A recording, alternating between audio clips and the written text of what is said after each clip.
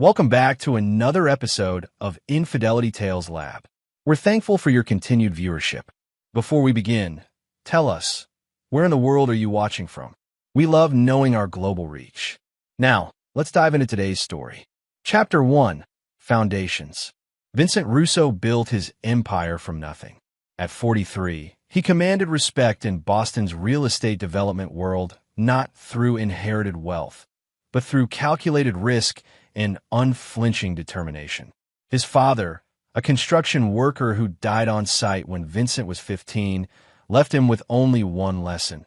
Trust is earned, never given. The Beacon Hill brownstone he shared with his wife Natalie and their son Leo represented everything he'd fought for. Vincent wasn't just wealthy. He was powerful. The kind of power that came from knowing people's weaknesses and having the patience to use that knowledge at precisely the right moment. "Dad, can you help me with this?" Leo, now 8, struggled with his science project on the dining room table. Vincent set down his phone and joined his son. Unlike his own father, Vincent made time for Leo. "Let me see what we're working with." Leo beamed as they assembled the solar system model together. Vincent had always been attentive, despite the demands of running Russo developments. He made sure to never miss Leo's baseball games or parent-teacher conferences. When he met Natalie Harmon 12 years ago, she was a vibrant art gallery assistant with dreams of opening her own space. He admired her ambition and fell for her free spirit, something he never allowed himself. He funded her gallery, the Harmon Collection, 5 years into their marriage. "Vincent, I've got that charity auction tonight," Natalie reminded him as she entered the room. At 38, she remained striking, sleek blonde hair, green eyes that could disarm even his most calculated business associates. "You've been having a lot of those lately," Vincent commented, not looking up from Leo's project. Natalie brushed her fingers across his shoulders. "The gallery's reputation depends on these connections. You understand that better than anyone." He did understand connections. He also understood patterns. The late nights, the changed passwords, the new clothes. Vincent didn't build his empire by ignoring details. That evening, after tucking Leo in, Vincent sat in his home office reviewing security footage. Not from his properties, but from the discreet system he'd installed throughout his home 6 months ago when his intuition first signaled trouble. His phone buzzed with a text from Douglas Ward, his head of security and former Army Ranger. Confirmed. Same hotel. Room 1214. Vincent didn't respond immediately. He opened his desk drawer and removed a small black notebook. Inside were detailed notes, dates, times, phone numbers, bank transactions. He'd been compiling evidence methodically, the way he approached everything in life. He poured himself 2 fingers of bourbon and gazed out at the Boston skyline. Vincent had learned long ago that reaction without preparation was the mark of a weak man. And Vincent Russo was anything but weak. Chapter 2, Shattered Glass. 3 weeks passed as Vincent continued his surveillance. He learned that charity auctions typically meant meetings with Brendan Powell, a British art dealer who had partnered with Natalie's gallery 6 months ago.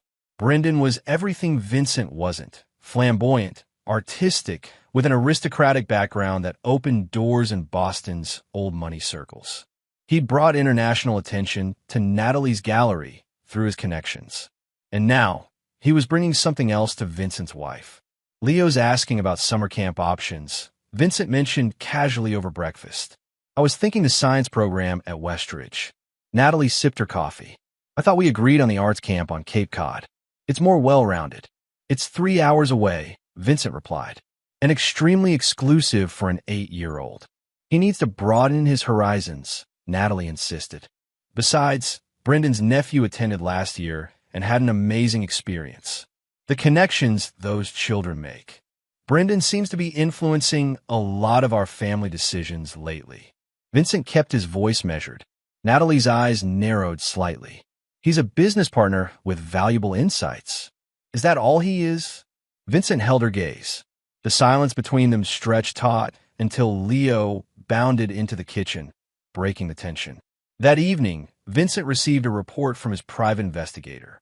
Natalie and Brendan had been seen entering his downtown apartment together on multiple occasions.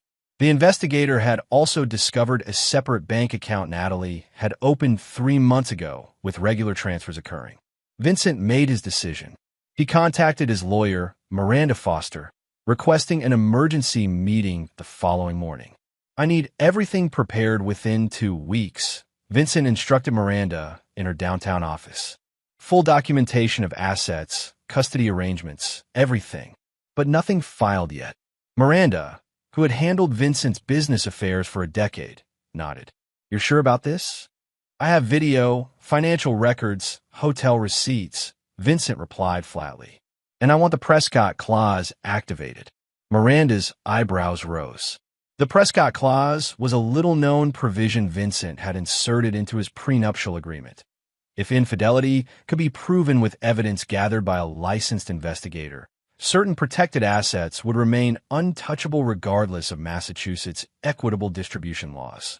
"Vincent, that's aggressive even for you," Miranda cautioned. "She's not just sleeping with him," Vincent said, sliding a folder across the desk. "They've been planning to open a new gallery in London using my investment money. The gallery I funded for her would be liquidated. Leo would attend boarding school in England." Miranda reviewed the documents, her expression grave. "This is thorough." "I don't leave things to chance," Vincent replied. "She gets nothing from me. Not the gallery, not alimony, nothing. Sole custody of Leo stays with me. Courts typically favor mothers. Not when the mother is planning to remove the child from the country without the father's consent," Vincent countered, tapping another document. Email exchanges between Natalie and the Ashford Academy in London. Enrollment papers already submitted for next fall. Miranda sighed. "I'll prepare everything." Vincent stood to leave. "One more thing. I want to know everything about Brendan Powell. Real history, real finances, real connections." Chapter 3. Calculated Moves. Vincent maintained an outward appearance of normalcy while Miranda worked. He attended Leo's school play, hosted a dinner party for business associates, and even accompanied Natalie to a gallery opening. During this time, the information on Brendan Powell arrived. The aristocratic background was partially fabricated. While he did come from money, his family had lost most of it 2 generations ago. His art world connections were real, but his personal finances were precarious, leveraged to maintain the appearance of wealth. Most interestingly, Brendan had a pattern. 3 previous relationships with gallery owners had ended with failed joint ventures and significant financial losses for his partners. Vincent began making his own moves.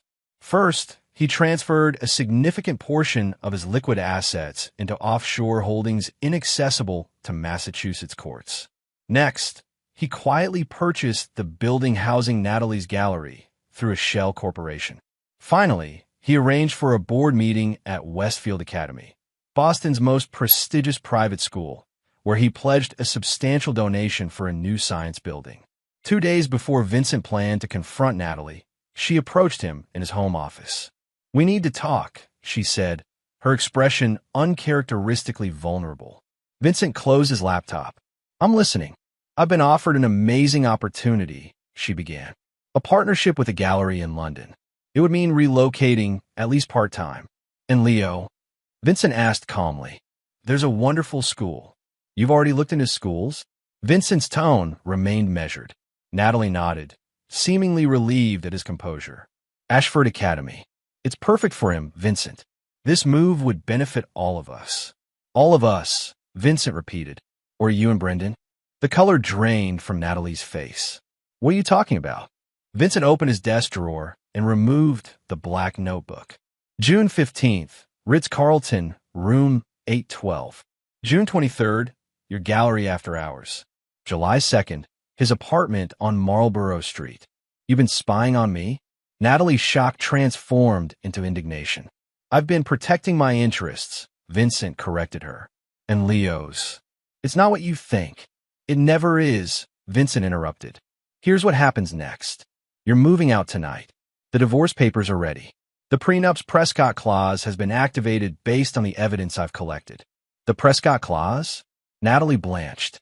"But that means you get nothing from me," Vincent finished for her. "Not the house, not alimony, not the gallery. You can't take my gallery." Natalie's voice rose. Actually, RSV Holdings purchased that building last month. Your lease is being terminated for renovation purposes. Vincent's expression remained impassive. As for Leo, I've already secured his place at Westfield Academy here in Boston. Sole custody stays with me. Natalie stood trembling. You planned all this. You taught me an important lesson, Natalie. Always see the betrayal coming. Vincent checked his watch. Douglas will help you pack essentials. You have 2 hours. I'll fight you, she warned. I'm still his mother. Fight me with what? Vincent asked. Your boyfriend's money? I've seen his financials. Or perhaps with the sympathy of the court when they learn you attempted to enroll our son in a foreign boarding school without my knowledge. When Natalie left that night, Leo was already asleep. Vincent told him the next morning that his mother had to travel for work. It wasn't until the divorce was finalized 3 months later that Leo understood she wouldn't be coming home. Chapter 4. New Realities. 6 months after the divorce, Vincent and Leo settled into a new routine. The brownstone had been sold, too many memories, and they relocated to a modern penthouse overlooking the harbor. Leo attended Westfield Academy, where his natural aptitude for mathematics flourished under the guidance of specialized teachers. Vincent had arranged his business affairs to allow more time with his son. Afternoons were spent helping with homework or practicing baseball in the park. Weekends often involved sailing, Vincent teaching Leo the patience and precision required to navigate changing winds. Natalie maintained visitation rights, but frequently canceled at the last minute. Her relationship with Brendan had continued, though their London plans had stalled due to financial complications. Why does a mom want to see me? Leo asked one Sunday evening after another canceled visit. Vincent set aside his work and sat beside his son on the couch. Sometimes adults make choices based on what they want rather than what's right. Your mother loves you, but she's learning how to balance her new life. He never spoke ill of Natalie to Leo, despite what she had done. Vincent's revenge wasn't about poisoning his son against his mother. It was about something far more comprehensive. Meanwhile, Vincent had Douglas maintain surveillance on Natalie and Brendan. Reports showed their relationship growing strained as financial pressures mounted. Without Vincent's backing, Natalie struggled to maintain her gallery's prominence. Brendan's creditors had begun calling more frequently as several investments failed to materialize. Mr. Russo, Douglas reported during their weekly security briefing, there's something you should know. Powell has been making inquiries about your current development projects. He's approached 3 of your business partners, claiming to represent potential European investors. Vincent nodded thoughtfully. Send me the names. And Douglas, have your contact at Interpol run another check on Powell. Focus on business dealings in France and Italy from 2015 to 2018. That evening, Vincent received a call from Patricia Harmon, Natalie's mother. You've ruined her life, Patricia accused without preamble. She's lost weight. She's anxious all the time. Hello, Patricia, Vincent interrupted calmly. I understand you're upset, but I didn't force Natalie to betray our marriage or attempt to take my son overseas. She made a mistake. People deserve second chances. Some mistakes can't be undone, Vincent replied. How was the new condo? Patricia paused, thrown by the question. What? The waterfront condo you purchased last month. 3 bedrooms, remarkable view. Quite an upgrade from your previous place. Oh, what do you know about that? I make it my business to know things, Vincent said smoothly. Especially when someone purchases a $2.3 million property shortly after receiving a large wire transfer from an account linked to Brendan Powell. The silence that followed told Vincent everything he needed to know. You knew, he concluded. You helped them plan it. Vincent, goodbye, Patricia. Give Natalie my regards. As Vincent ended the call, he added Patricia's name to his mental list. Vincent Russo never forgot a betrayal. Chapter 5. Shifting Tides. 2 years passed. Leo had grown into a thoughtful, resilient 11-year-old who excelled at school and baseball. His relationship with Natalie had stabilized into predictable monthly visits that he seemed to enjoy despite their brevity. Vincent's business empire had expanded significantly. Russo Developments now had projects in 3 states, including a massive waterfront revitalization in their home city. One evening, Vincent received an unexpected call from Brendan Powell. "Vincent, we should talk." Brendan's accented voice carried the forced confidence of a desperate man. "I don't believe we have anything to discuss," Vincent replied coldly. "I think you'll want to hear what I have to say. It concerns information that could be valuable to you." Vincent's instincts sharpened. "You have 5 minutes. My office tomorrow, 8 a.m. The following morning, Brendan arrived at Vincent's downtown office looking considerably less polished than in his gallery days. His custom suit hung loosely on his frame, and dark circles shadowed his eyes. "Thank you for seeing me," Brendan began. Vincent didn't offer him a seat. For minutes remaining, Brendan cleared his throat. "I've been approached by someone interested in your Harbor Point development. They're willing to pay significantly for insider information about zoning contingencies and construction timelines. And you thought you'd warn me out of the goodness of your heart." Vincent's tone made it clear he wasn't buying it. "Not exactly." Brendan shifted uncomfortably. "I'm in a difficult financial position. The art market has been unforgiving lately. So you're offering to sell me information about someone trying to sabotage my project," Vincent clarified. "In exchange for what?" $200,000 would resolve my immediate issues." Vincent studied the man who had nearly destroyed his family. "Who approached you?" "Calvin Donovan from Meridian Properties. They've been trying to block your development through regulatory challenges, but the latest zoning approval hurt their position." Vincent had suspected Meridian's involvement in the recent regulatory hurdles. Having confirmation was valuable, but not worth what Brendan was asking. "Here's my counteroffer," Vincent said. "You provide me with all communication you've had with Donovan, including meeting dates and what information he requested. In exchange, I don't inform him that you attempted to double-cross him. That's not." Additionally, Vincent continued as if Brendan hadn't spoken, "You'll leave Boston permanently. Whatever arrangement you still have with my ex-wife can continue long distance if she chooses." "You can't force me to leave the city," Brendan protested. Vincent smiled thinly. 3 fraud investigations can. The statute of limitations on art forgery in Massachusetts is 5 years. Your activities in the Harmon Gallery between 2018 and 2019 would be of particular interest to the Attorney General's office. Brendan's face drained of color. "How did you?" "I know everything about you, Powell. Every falsified provenance, every inflated appraisal. I've known for years." Vincent glanced at his watch. "Your 5 minutes are up. Decision time." 2 days later, Brendan Powell left Boston for Europe. He told Natalie it was a temporary move to explore new markets, but they both knew he wouldn't return. Natalie appeared at Vincent's office unannounced the following week, fury evident in her expression. "What did you do to him?" she demanded. Vincent didn't look up from his computer. "I offered him a choice. He made it. You threatened him." "I reminded him of consequences," Vincent corrected. "There's a difference." Natalie sank into a chair, deflated. "Why now? After all this time?" Vincent finally met her gaze. "He came to me, Natalie, offered to sell out his new associates to finance your lifestyle a little longer." "I don't believe you." Vincent opened his desk drawer and removed a USB drive, sliding it across the desk. His recorded conversation with me. His emails with Donovan. The financial records showing how he's been bleeding your gallery dry. It's all there. Natalie stared at the drive, but didn't take it. "He was never going to open that London gallery with you." Vincent continued dispassionately. "The investors he claimed to have lined up don't exist. The exclusive properties he promised were already sold to other buyers." "Why are you telling me this?" "Because Leo deserves better than watching his mother destroy herself for a con artist." Vincent leaned forward. "Make better choices, Natalie. If not for yourself, then for our son." As Natalie left, Vincent knew a new phase of his plan had begun. The foundation had been laid. Now it was time to build. Chapter 6. Calculated Risks.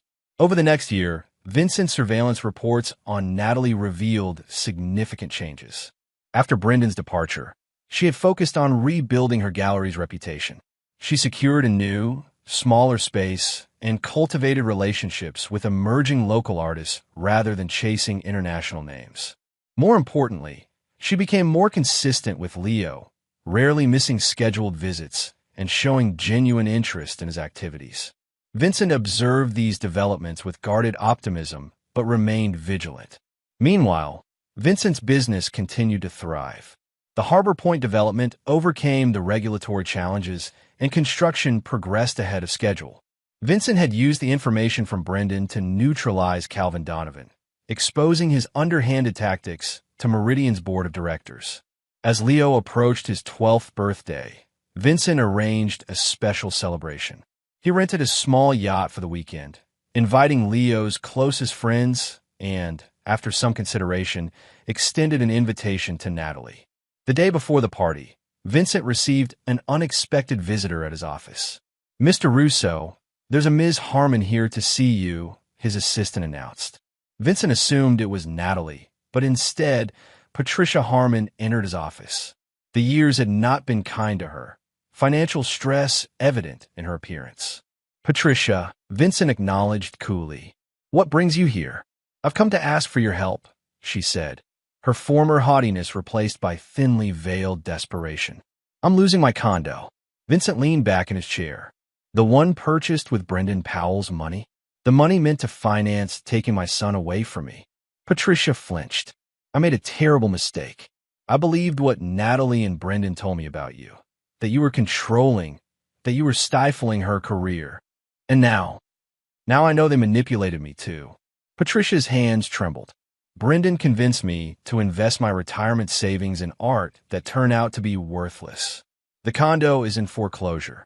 Vincent studied her, remembering her smug satisfaction during the divorce proceedings, her whispered comments to Natalie that he wasn't worth fighting for. "What exactly are you asking for?" "A loan," Patricia replied. "Just enough to keep the condo until I can sell it properly rather than at auction." Vincent opened his laptop and pulled up a document. "Did you know that RSV Holdings purchased your mortgage last month?"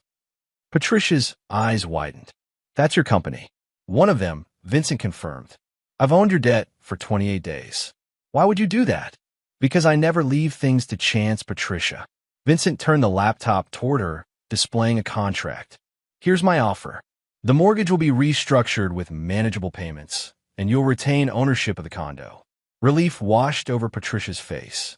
"Thank you, Vincent. I don't deserve." "In exchange," Vincent continued, "you'll sign this statement acknowledging your role in the conspiracy to separate me from my son." Patricia stiffened. "What would you do with that?" "Keep it," Vincent replied simply. "Unless you ever attempt to influence Leo against me or assist Natalie in violating our custody agreement." "You're blackmailing me." "I'm offering you a choice," Vincent corrected, "just as I offered one to Brendan." Patricia left with the restructured mortgage and her signature on Vincent's document. As she departed, Vincent made a note to have Douglas maintain surveillance on her as well. The yacht party for Leo's birthday went smoothly. Vincent watched with satisfaction as his son navigated social interactions with confidence, already showing signs of the man he would become.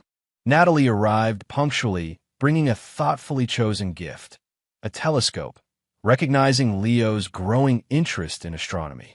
Vincent acknowledged her with a civil nod. As the children enjoyed the entertainment below deck, Natalie approached Vincent at the stern. "Thank you for including me today," she said quietly. Vincent kept his eyes on the horizon. "Leo wanted you here. I've been thinking about what you said last year, about making better choices." Natalie hesitated. "I'm selling the gallery." This caught Vincent's attention. "Why?" "I've been offered a curator position at the Bergman Museum. It's stable, prestigious, and would give me more regular hours for Leo." Vincent considered this information.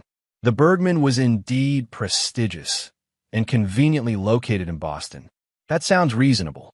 "I also wanted to discuss revising our custody arrangement," Natalie continued. "Not to reduce your time with Leo," she added quickly, seeing his expression harden, "but to make it more flexible. Maybe some weeknight dinners in addition to weekends." "We can have the lawyers review options," Vincent conceded, surprising himself with his willingness to consider it. As Natalie walked away, Vincent wondered if people truly could change. He didn't believe in redemption, not really, but he recognized strategic adaptation when he saw it. That evening, as Vincent tucked an exhausted Leo into bed, his son asked a question that caught him off guard. "Dad, are you still angry at Mom?" Vincent considered his answer carefully. "I'm disappointed in choices she made, but anger doesn't help us move forward." "She seems different now," Leo observed.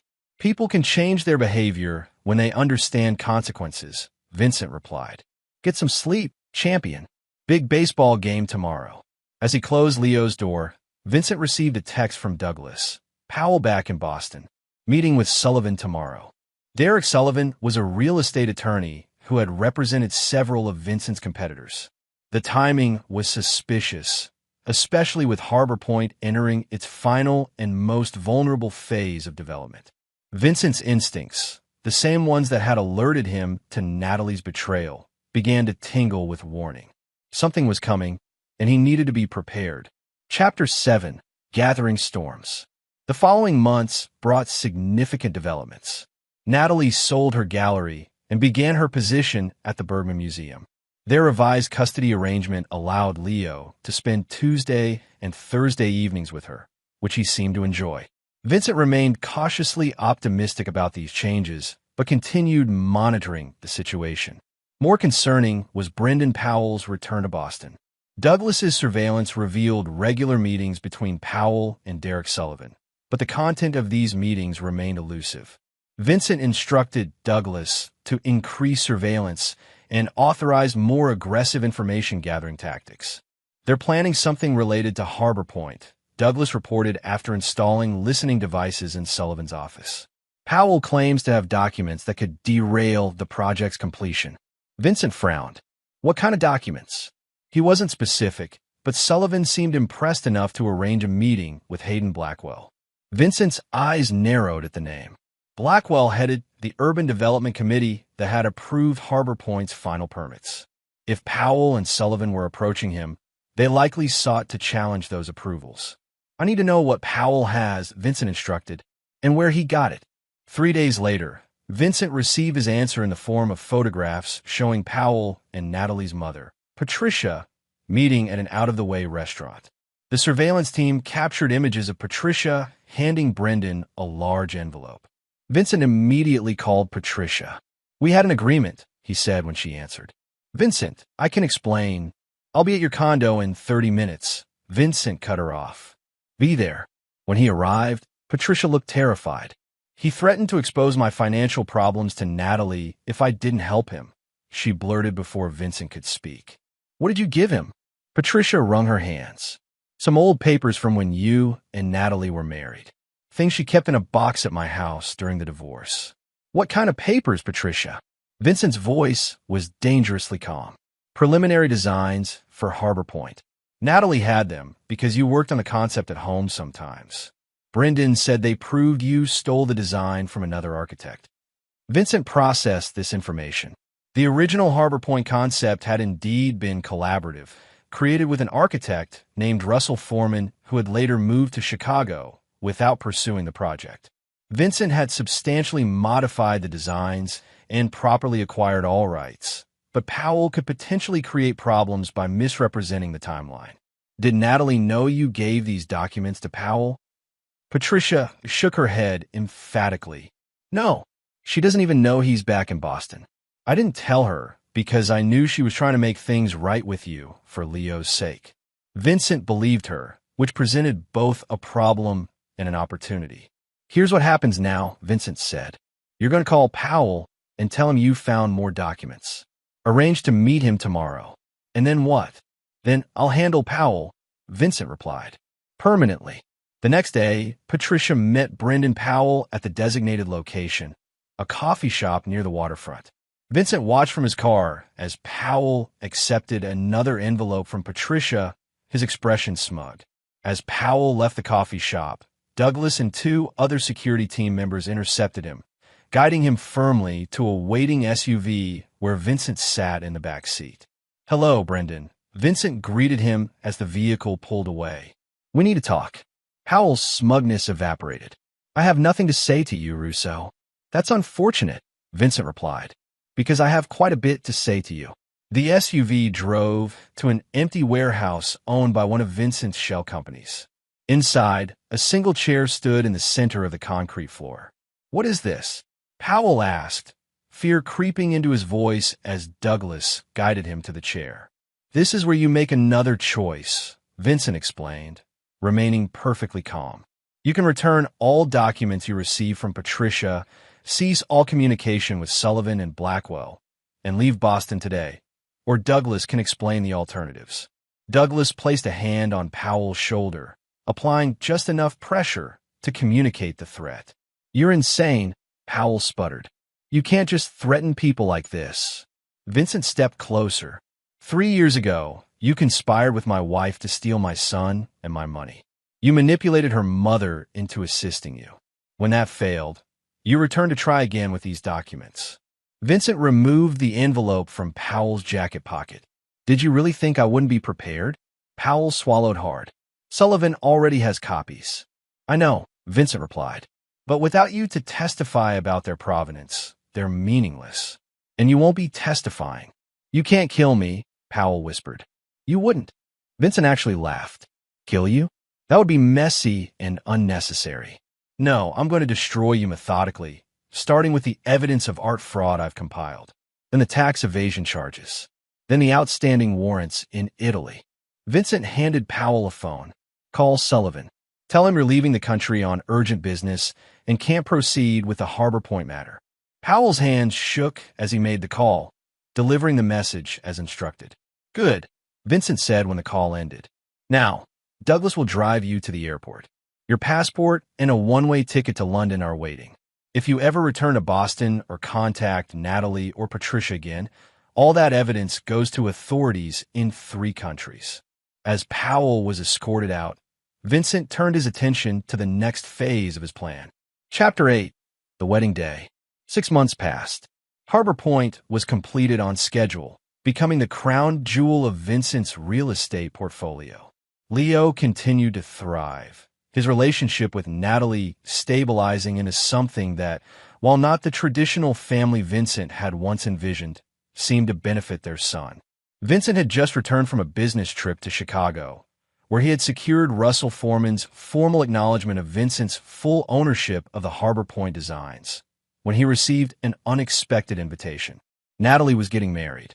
Her fiancé, Martin Sullivan, was Derek Sullivan's younger brother and a professor of art history at Boston University. They had apparently met through her work at the Bergman Museum and had been dating for nearly a year, a fact Vincent was aware of through his continued light surveillance, but had not interfered with. "Are you going to Mom's wedding?" Leo asked over dinner the evening the invitation arrived. Vincent considered the question. "Would you like me to?" Leo shrugged. "It might be weird, but Martin's okay. He knows a lot about space stuff, too." Vincent noted his son's apparent approval of the man who would become his stepfather. "Then I'll consider it." 2 days later, Vincent received a call from Natalie. "You don't have to come," she said after an awkward greeting. "I just thought, for Leo's sake." "I appreciate the invitation," Vincent replied neutrally. "Leo seems to think highly of your fiancé." "Martin's different," Natalie said quickly. "He's honest and stable. He's good for me, and he genuinely cares about Leo." Vincent detected the implicit comparison to Brendan Powell. "I'm glad to hear that. There's something else," Natalie continued. "My mother is insisting on handling certain aspects of the wedding. I'm worried she might make things uncomfortable if you attend." "Patricia and I have an understanding," Vincent assured her, thinking of the document Patricia had signed. "It won't be a problem." When the wedding day arrived, Vincent dressed carefully in a tailored gray suit. Leo looked handsome in his junior groomsman attire. "Ready, champion?" Vincent asked as they prepared to leave. Leo nodded. "Mom said I can sit with you during the reception if I want to." The ceremony was held at the Bergman Museum's Sculpture Garden, a tasteful venue that reflected Natalie's position there. Vincent sat discreetly near the back, observing the proceedings with detached interest. Martin Sullivan appeared genuinely besotted with Natalie, his vows sincere and unaffected. For a brief moment, Vincent felt an unexpected pang, not of jealousy or regret, but of recognition that some chapter in his life was truly closing. He had moved on from Natalie long ago, But seeing her begin this new chapter formalized that distance in a way divorce papers hadn't. The reception began smoothly enough. Vincent kept to himself, exchanging polite nods with guests who recognized him. Leo performed his duties admirably, then joined Vincent at his table for dinner. It was during the meal that Patricia Harmon, clearly having consumed several glasses of champagne, approached their table with the wedding planner. "You need to move," she announced loudly. "These tables are for family and close friends." Vincent remained seated, placing a calming hand on Leo's shoulder. "Leo and I were invited, Patricia, by Natalie." The wedding planner looked uncomfortable. "Mrs. Harmon, perhaps." "They can sit in the back," Patricia insisted, gesturing toward some hastily arranged tables near the kitchen entrance. "We need this space for Martin's colleagues." Several nearby guests turned to watch the confrontation. Vincent noticed Natalie across the room, engaged in conversation and unaware of the situation. "We're fine here," Vincent replied calmly. Patricia's face flushed with alcohol and bitterness. "Look at them," she said to the wedding planner, but clearly intending to be overheard. "They look so cheap compared to Martin's family." Vincent couldn't even wear a proper tuxedo. Leo's face reddened with embarrassment. Vincent squeezed his shoulder reassuringly. Martin Sullivan, noticing the commotion, approached the table. "Is everything all right?" "Your new mother-in-law seems to have seating concerns," Vincent explained evenly. "They shouldn't be at this table," Patricia insisted. "They shouldn't even be here at all." Martin frowned. "Patricia, Vincent, and Leo are welcome guests. Natalie and I specifically discussed. Just be grateful you're invited at all," Patricia snapped at Vincent. "After what you did to Natalie's gallery." Vincent remained impassive, but Leo looked increasingly distressed by his grandmother's behavior. "Leo, why don't you get some air?" Vincent suggested quietly. "I want to stay with you, Dad," Leo replied, his voice small but determined. At that moment, Natalie joined the group, quickly assessing the situation. "Mother, that's enough. Vincent and Leo are sitting exactly where they're supposed to be." Patricia turned to her daughter. "You're too soft, Natalie. Always have been. You should have taken him for everything when you had the chance." An uncomfortable silence fell over the nearby tables. Vincent noticed Derek Sullivan watching from across the room, his expression calculating. Vincent stood slowly. "Leo, and I should probably—" "No," Natalie interrupted. "This is Leo's mother's wedding. He deserves to be here without drama." She turned to Patricia. "Mother, I think I need to take a break. Maybe get some coffee." As a waiter led a protesting Patricia away, Martin apologized profusely to Vincent and Leo. "I'm so sorry about that. Please, stay and enjoy the reception." Vincent nodded in acknowledgement, but the damage had been done. Leo sat silently, picking at his food, clearly uncomfortable with the attention their table had received. An hour passed. The cake was cut, speeches were given, and dancing began. Vincent was considering making a discreet exit with Leo when he noticed a black limousine pull up outside the venue's floor-to-ceiling windows. His phone vibrated with a text from Douglas. "In position." Vincent checked his watch. Perfect timing. The limousine driver, Douglas in disguise, entered the reception hall in a crisp uniform. He scanned a room, then walked directly to Vincent's table, ignoring the curious stares. Douglas approached Leo, offering a formal bow. "Young Mr. Russo?" Leo looked up in surprise. "Yes. Sir, it's time," Douglas announced in a clear, carrying voice. The music seemed to fade as guests turned to watch the exchange. Vincent calmly stood, straightening his jacket. "Is everything ready?" Vincent asked Douglas. "Yes, sir. All arrangements have been confirmed." Natalie approached, confusion evident on her face. "Vincent, what's going on?" Vincent turned to her with a slight smile. "Leo's surprise." "Surprise?" Leo echoed, looking between his father and Douglas. Vincent knelt beside his son. "Remember how you said you wished you could see a real rocket launch? Cape Canaveral called this morning. They had a last-minute viewing opportunity open up for tomorrow's launch. The jet is waiting." Leo's eyes widened in disbelief and excitement. "Really? We're going to see a rocket launch?" "If we leave now," Vincent confirmed. The room remained silent as this exchange unfolded. Patricia, who had returned to the reception, stood frozen mid-gossip. Derek Sullivan's calculating expression had transformed to one of grudging respect. But, Mom's wedding, Leo said, looking at Natalie uncertainly. Vincent watched his ex-wife carefully. This was the moment of truth. Would she revert to putting her desires first, or had she truly changed? Natalie smiled at Leo. You should go, sweetheart. It's the opportunity of a lifetime. Are you sure? Leo asked. Absolutely, Natalie affirmed. You can tell me all about it when you get back.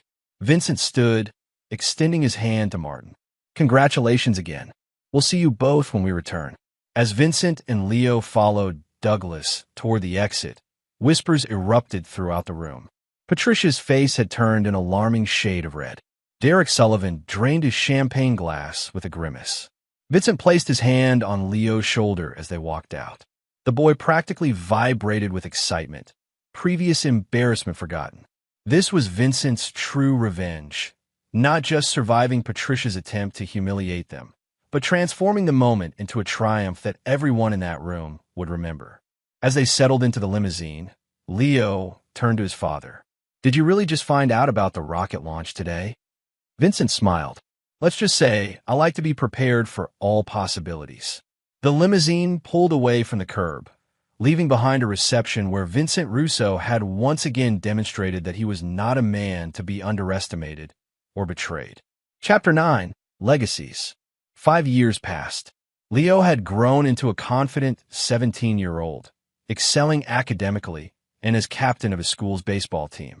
Vincent had continued to build his real estate empire, now spanning 6 states with projects that had redefined urban development on the East Coast.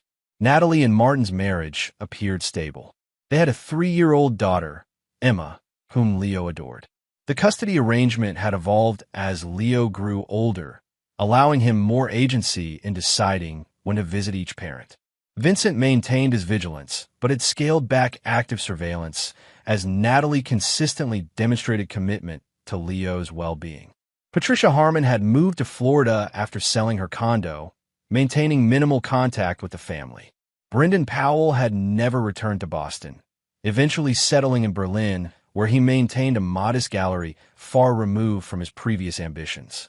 On a crisp autumn morning, Vincent sat in his home office reviewing plans for his most ambitious project yet, a sustainable urban community in a formerly industrial area of the city. Leo knocked and entered, looking uncharacteristically serious. Dad, can we talk? Vincent set aside his work immediately. Of course. Everything okay? Leo sat across from him. Mom and Martin invited me to spend Christmas with them in London this year. Martin's teaching a semester abroad program, and they'll be there through January. I see, Vincent replied neutrally. And what do you want to do? I'd like to go, Leo admitted, but I don't want to leave you alone for Christmas. Vincent studied his son, nearly a man now, thoughtful and considerate in ways that made him immensely proud. I appreciate your concern, but you should go. It'll be a great experience. You're sure? Leo pressed. Because Martin mentioned there's a prestigious winter academic program I could participate in while we're there. It would look good for college applications. Vincent felt a momentary flash of the old suspicion. What kind of program? Astrophysics at Imperial College, Leo explained. It's only 2 weeks, but they typically only accept college freshmen. Martin pulled some strings because of my advanced math scores. Vincent relaxed. Leo's passion for astrophysics had developed naturally over the years, encouraged equally by Vincent and, to his credit, by Martin, who had connections in academic circles. When would you leave? Vincent asked. December 20th, Leo replied. Back January 12th. Vincent nodded. I'll have Douglas arrange the travel details. Actually, Leo hesitated. Mom already booked the tickets. Business class. All right, Vincent conceded. But I'll still have Douglas coordinate security protocols. Leo smiled, used to his father's protective measures. Thanks, Dad. As Leo stood to leave, Vincent had a thought. Leo, did your mother ever tell you about the day she and I met? Leo shook his head. Not really. Why? It was at an art exhibition at Westover Gallery. I was there because I just purchased the building. Vincent leaned back in his chair. Your mother was working as an assistant curator. She spent 20 minutes explaining why a particular sculpture was meaningful, even though most people just walked past it. Was it a good sculpture? Leo asked. Objectively? Probably not. But she made me see something in it that I wouldn't have noticed otherwise. Vincent smiled slightly at the memory. That was her gift, seeing value where others didn't. She's applied that same perspective to her relationship with you all these years. Leo seemed surprised by this rare moment of Vincent speaking positively about Natalie. Why are you telling me this now? Because understanding why people make the choices they do is important, Vincent explained. I've taught you to be vigilant, to recognize patterns, to protect yourself from betrayal. Those are valuable lessons. But there's value in recognizing growth too. The following weekend, Natalie and Martin joined Vincent and Leo for dinner at Vincent's penthouse, a quarterly tradition they had established to discuss Leo's academic progress and future plans. These dinners had evolved from tense, awkward affairs to reasonably comfortable co-parenting discussions. After dinner, while Leo showed Martin his latest telescope setup on the balcony, Natalie lingered in the living room with Vincent. "Thank you for approving the London trip," she said. "It means a lot to Leo." Vincent nodded. "The academic program sounds worthwhile." "It is," Natalie confirmed. Martin's colleague who runs it was impressed with Leo's application. "He's worked hard," Vincent acknowledged. A moment of silence passed between them, not uncomfortable, but weighted with history. "Vincent," Natalie began hesitantly, "after all these years, I have to ask, did you always have the rocket launch plan for my wedding day? Or was that spontaneous?" Vincent smiled slightly. "What do you think?" "I think you never leave anything to chance," Natalie replied. "My mother was horrible to you that day, but somehow you turned it into Leo's most cherished memory." "Patricia made her choices," Vincent said simply. "I made mine." Natalie studied him. "You never told Leo about Brendan, about what really happened." "Leo doesn't need to know every detail," Vincent replied. "He knows what matters, that we both love him, even if we couldn't make our marriage work." "That's surprisingly generous of you." Vincent shrugged. "It's not generosity. It's strategy. Leo's happiness has always been the priority." As Martin and Leo returned from the balcony, Vincent observed the easy rapport between them. Martin had proven to be a steady influence in Leo's life, encouraging his academic interests without trying to replace Vincent as a father figure. Later that night, after everyone had left, Vincent received a call from Douglas. "The Sullivan brothers met today," Douglas reported. "Derek still seems interested in challenging the zoning for the Riverside project." "Expected," Vincent replied. "Continue monitoring, but don't interfere yet." "Yes, sir." And Mrs. Sullivan's mother made another large withdrawal from her Florida account. Third one this month. Vincent frowned slightly. "Interesting. Keep me informed." As he ended the call, Vincent walked to his office and opened a desk drawer.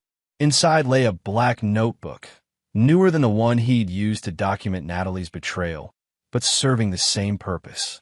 Vincent added a brief note about Patricia's unusual financial activity. Vincent Russo never forgot a betrayal, and he never stopped watching for the next one. But he had learned that vengeance, like all things of value, required patience and precision.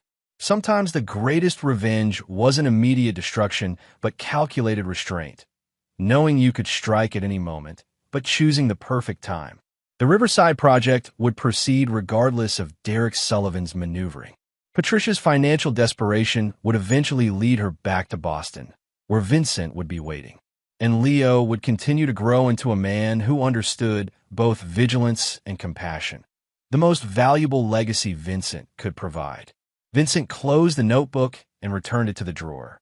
Some battles were worth fighting immediately. Others improved with time, like fine wine or carefully laid investments. He walked to the window, gazing out at the city he had helped reshape. From betrayal had come strength, from loss had come focus. Vincent had not merely survived. He had transformed every setback into advantage, every threat into opportunity. That was the true power of patience. That was the ultimate revenge. And there you have it. Another story comes to an end. What did you think? I'd love to hear your thoughts in the comments below.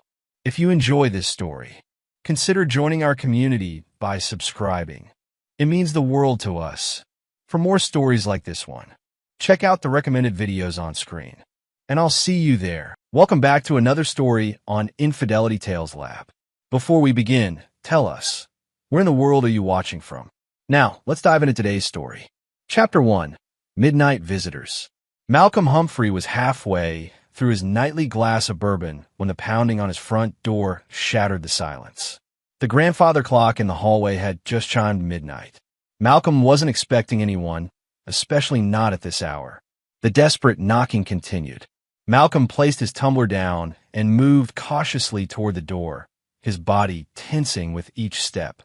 Years of military intelligence work had taught him to approach unexpected situations with caution. When he swung open the door, the sight before him made his heart drop. His sister-in-law Amber stood there, mascara streaking down her pale cheeks, clutching her two children, Emma, 7, and Michael, 5, who clung to her legs with terrified expressions. "Amber? What's going on?" Malcolm ushered them inside, scanning the street behind them. "It's Thomas," she said between ragged breaths. "He's in trouble, Malcolm. Real trouble." The children were shivering despite the warm September night. Emma looked up at Malcolm with wide, tear-filled eyes. "Uncle, please help. Dad is—" Her voice broke before she could finish. Amber reached into her purse with trembling hands and produced a manila envelope. "Look at this. It's horrifying." Malcolm took the envelope, guiding them to his living room.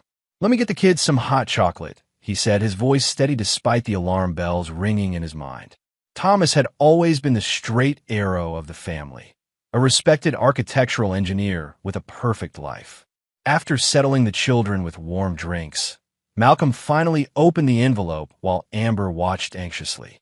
Inside were photos, surveillance images of Thomas meeting with various people, documents with highlighted sections about financial transactions, and most disturbing, what appeared to be crime scene photos of a burned-out office building with a body. The moment Malcolm saw what was inside, he froze with no words. A note accompanied the materials.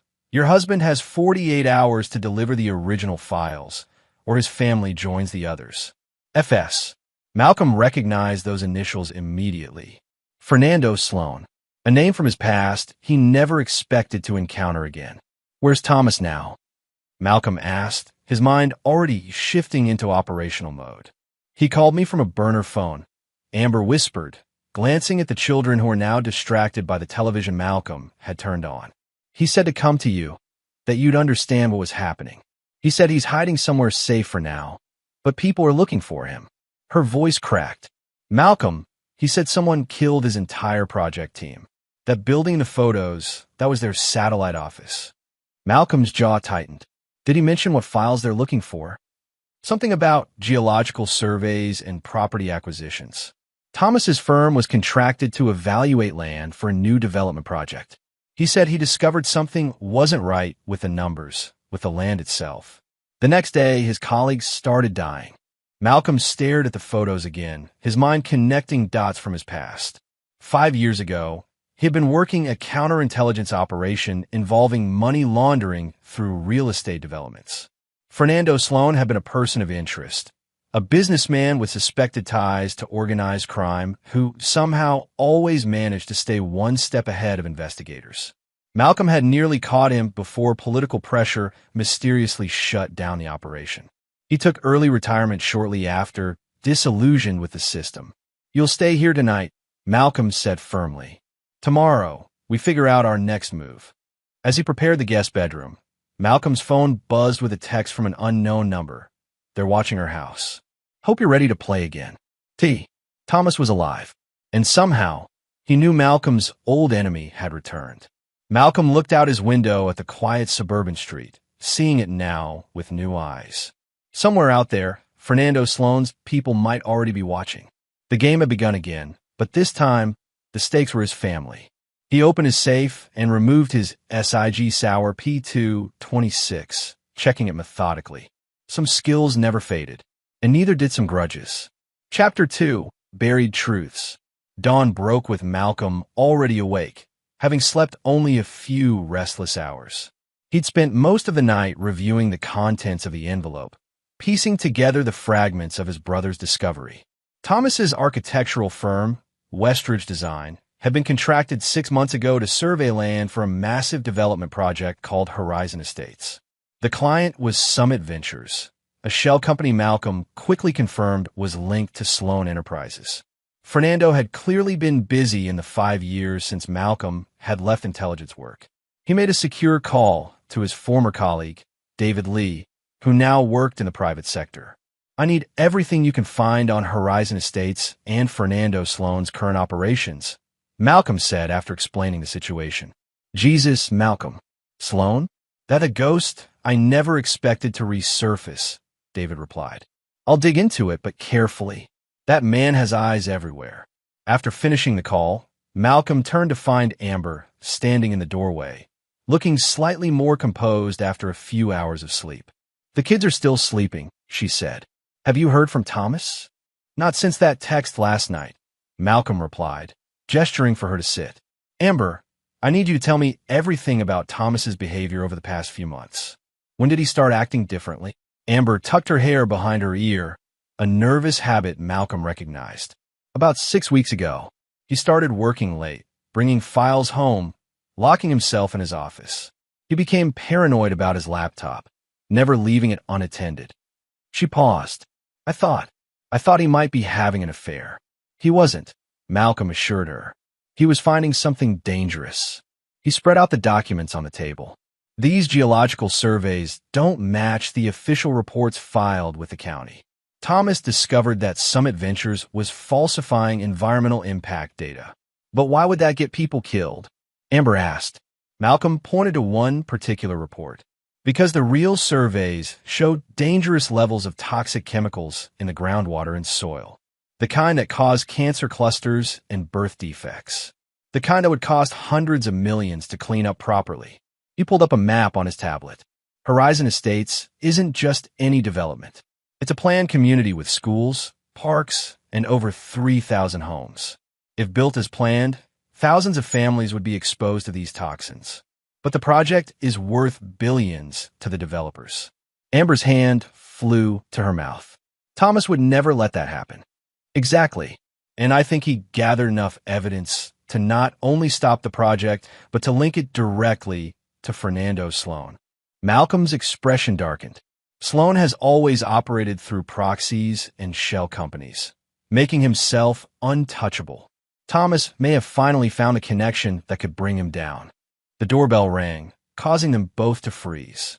Malcolm motioned for Amber to stay put as he checked the security camera he'd installed last night. On the porch stood Detective Dwight Harper, a solidly built man with a grave expression. Malcolm opened the door cautiously. "Malcolm Humphrey?" Harper asked, showing his badge. "I'm Detective Harper. I'm here about your brother, Thomas. He's wanted for questioning regarding the death of his colleague, Julian Winters." Malcolm's face revealed nothing. "My brother? I haven't seen Thomas in weeks. What's happened?" Harper studied Malcolm's face carefully. "A fire at a satellite office of Westridge Design killed Julian Winters 2 nights ago. Security footage shows Thomas entering the building shortly before the fire started, and he hasn't been seen since. His wife and children are also missing." "That's concerning," Malcolm said evenly. "If I hear from my brother, I'll certainly let you know." After the detective left, Malcolm returned to find Amber in tears. "They're framing Thomas for murder," she whispered. "They won't get away with it," Malcolm promised. "But we need to find Thomas and the original files he collected." His phone buzzed with a text from David. "Found something big. Sloan's sister Robbie is CFO of Summit. Meeting records show Thomas confronted her last week. Can't talk on phone. Meet at the usual place, 2 p.m. Malcolm turned to Amber. "I need you and the kids to stay here. Lock the doors. Don't answer for anyone but me. I'm going to find your husband and the truth." As Malcolm prepared to leave, he received another text from his brother. "Memory lane holds the key, where we buried the time capsule." Malcolm felt a surge of hope. The summer they were teenagers, they had buried a metal box filled with childhood treasures on their family's old property outside the city, land that now bordered the proposed Horizon Estates. Thomas hadn't just discovered the toxic secret by accident. He had grown up on that land. This was personal for him, too. Malcolm grabbed his keys, his mind already formulating a plan. Fernando Sloan had chosen the wrong family to threaten. Chapter 3. The Enemy's Face. Fernando Sloan studied the surveillance photos on his desk with growing irritation. The Humphrey woman and her children entering Malcolm Humphrey's house at midnight was an unexpected complication. You should have intercepted them before they reached him, Fernando said coldly to the man standing before his desk. Julio Holloway, his head of security. We lost their trail after they left their home, Holloway explained. By the time we located them, they were already inside Humphrey's house. Fernando leaned back in his leather chair, the floor-to-ceiling windows of his penthouse office showcasing the city skyline behind him. At 52, he maintained the physical condition of a man a decade younger, his salt and pepper hair meticulously styled, his tailored suit concealing the build of someone who still boxed 3 times a week. Malcolm Humphrey, he said, almost himself. Now, there's a ghost from the past. You know him? Holloway asked. He nearly destroyed everything I built 5 years ago, Fernando replied. Federal intelligence officer with an inconvenient moral compass. The kind who couldn't be bought or threatened. His eyes narrowed. I didn't realize Thomas Humphrey was his brother. That information should have been in your background report. They have different mothers, Robbie Sloan interjected, entering the office with a tablet in hand. At 48, Robbie shared her brother's sharp features and calculating eyes, though her auburn hair remained untouched by gray. Thomas kept his mother's name until college, then changed it back to Humphrey. It wasn't an obvious connection. Fernando gave his sister a hard look. Obvious or not, we're now dealing with a former intelligence operative instead of just an architect who stumbled onto things he shouldn't have. Robbie's expression remained composed. The problem remains the same. We need those original files Thomas Humphrey collected. The digital copies he sent to the EPA were intercepted, but we can't be sure what other copies exist. And we need Thomas Humphrey silenced permanently, Fernando added. His death needs to look like either suicide or an accident, something that reinforces the narrative that he was responsible for the fire. Holloway cleared his throat. There's something else you should know. Detective Harper visited Malcolm Humphrey this morning. One of our sources at the department says Harper has doubts about Thomas's guilt. The fire investigation is turning up inconsistencies. Fernando's jaw tightened. Bring me everything on Harper. Everyone has pressure points. He turned to his sister. How much time do we have before the horizon closing? 3 weeks until final approvals and transfer of funds. The investors are already getting nervous about the delays. Fernando stood and walked to the window. $3 billion, 5 years of planning, and dozens of carefully cultivated political relationships, all potentially undone by one righteous architect. He turned back to face them. Find Thomas Humphrey. Watch Malcolm. If the wife and children leave his house, grab them. They're our best leverage. After Holloway left, Robbie lingered. There's one more concern, she said carefully. Elena Floyd from the City Herald has been asking questions about Horizon. Her latest article mentioned soil testing and environmental concerns. A journalist, Fernando said dismissively. Buy her off or threaten her. The usual approach. She's not responding to either, Robbie replied. And she mentioned having a source close to the project. Fernando's expression darkened. Then she becomes a priority target too. No one else gets a platform to question Horizon's safety. He picked up a photo of Malcolm Humphrey. As for this one, I think it's time he and I renewed our acquaintance. Set up a meeting. He won't come willingly, Robbie warned. Fernando smiled thinly. Everyone comes when the right pressure is applied. Find out everything about Malcolm Humphrey's life since he left government service.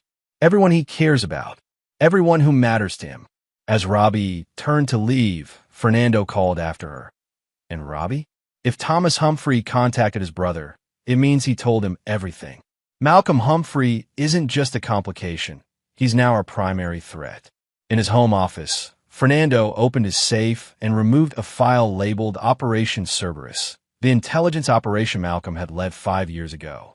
Inside was a detailed dossier on Malcolm himself, compiled by Fernando's sources within the government. Malcolm Humphrey, former Marine, decorated for valor in Afghanistan. Recruited to intelligence services afterward. Specialized in complex financial investigations. Divorced, no children. Reputation for integrity and persistence. Fernando closed the file, his mind working through contingencies. Malcolm Humphrey had nearly caught him once. He wouldn't get a second chance. Chapter 4. Ghosts and Shadows. The old Humphrey property had changed in the 20 years since Malcolm had last visited. The modest farmhouse was gone, the fields reclaimed by nature. Only the ancient oak tree at the edge of the property remained as a landmark from his childhood. Malcolm parked his car half a mile away and approached on foot, using the tree line for cover. The time capsule had been buried beneath the old oak, marked by a crude H they had carved into the trunk. As children, it had seemed like the perfect hiding place for their treasures. Now it might be hiding something far more valuable. After ensuring he wasn't being followed, Malcolm knelt by the base of the oak, finding the carved H now weathered but still visible. He began digging where he remembered the time capsule had been buried. 15 minutes of digging revealed not the time capsule, but a waterproof bag containing a thumb drive, a handwritten letter, and a key with a numbered tag. Malcolm quickly reburied the hole and retreated to the cover of trees to examine the contents. The letter was in Thomas's handwriting. Malcolm, if you're reading this, then things have gone as badly as I feared. The thumb drive contains all my original findings about Horizon Estates, the falsified environmental reports, the bribes to officials, and most importantly, the link to Fernando Sloan. The land they're building on is contaminated with industrial chemicals from the old factory that operated nearby in the 80s. The same chemicals Mom was exposed to before she got sick. The same chemicals that killed her. This isn't just business for Sloan, it's a cover-up. His family's company owned that factory. They dumped those chemicals illegally for years. Mom wasn't the only one who died because of them. The key opens locker 347 at Central Station. Inside is the physical evidence, including soil samples I had tested independently and the original documents showing Sloan's family owned the factory. Trust no one except David Lee. He's been helping me gather evidence discreetly. And watch out for Robbie Sloan. She's the one who threatened me directly when I confronted her with what I'd found. Keep Amber and the kids safe. I love them more than anything. Thomas. Malcolm's hands tightened around the letter. Their mother had died of a rare form of cancer when Malcolm was 16 and Thomas was 14. The doctors had never been able to explain the cluster of similar cases in their rural community. Now, 25 years later, the truth was finally surfacing, and Fernando Sloan was willing to kill to keep it buried. His phone buzzed, a text from David. Can't make our meeting. Being followed. Someone accessed my systems last night. Be careful. Malcolm quickly checked the contents of the thumb drive using his secure laptop. It contained exactly what Thomas had described, a damning collection of evidence that would not only halt the Horizon Project, but could put Fernando Sloan in prison for decades. As Malcolm was preparing to leave, movement at the edge of the property caught his attention. Two men in dark clothing were methodically searching the area, moving in a professional sweep pattern. Sloan's people had found the location. Malcolm silently retreated deeper into the woods, circling around to where he had left his car. As he reached the road, he spotted a black SUV parked next to his vehicle. 3 more men waited there. Changing tactics, Malcolm moved parallel to the road through the forest until he reached a small gas station a mile away. He called for a rideshare under a false name and directed it to a shopping mall in the city. From there, he took a series of evasive measures before heading to Central Station to retrieve the contents of locker 347. The station was crowded, good for anonymity, but bad if Sloan's people were watching it. Malcolm did 2 complete circuits of the main concourse, identifying 3 possible surveillance positions, but no obvious watchers. The locker contained a sealed evidence bag with soil samples, original property records with the Sloan family name highlighted, and a flash drive labeled backup. Also inside was a business card for Elena Floyd, reporter at the City Herald, with a handwritten note from Thomas. She can be trusted. As Malcolm was leaving the station, his burner phone rang, a number he didn't recognize. Mr. Humphrey, said a smooth, cultured voice he instantly recognized. It's been 5 years. I think it's time we had a conversation. Fernando, Malcolm replied coldly. I have nothing to say to you. Oh, I think you do. Especially since I'm currently looking at a photograph of your lovely sister-in-law and her children leaving your house 20 minutes ago, escorted by 2 of my associates. Malcolm's blood ran cold. If you harm them, their safety depends entirely on our ability to reach a mutual understanding, Fernando interrupted. There's a black car waiting outside the east entrance of the station. It will bring you to me. You have 3 minutes to decide if your brother's family is worth a conversation. The line went dead. Malcolm's mind raced through options.